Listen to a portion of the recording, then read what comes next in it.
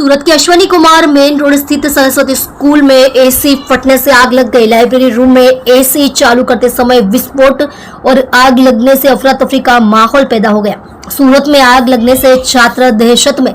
जब आग लगी तब स्कूल में 800 छात्र पढ़ रहे थे। आग लगने के बाद स्कूल को तुरंत खाली करा दिया गया और छात्रों को छुट्टी देकर घर भेज दिया गया। आग लगने की सूचना मिलते ही दमकल विभाग की टीम मौके पर पहुंच गई।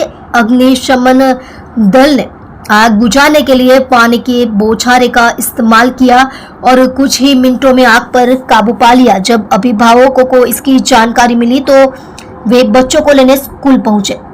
जी सर। सूरत फायर कंट्रोल रूम ने 9:21 कॉल आपवामां आवेलो। सरस्वती विद्यालय में कोई कारणोसर आग लागेली है अश्विनी कुमार रोड पर।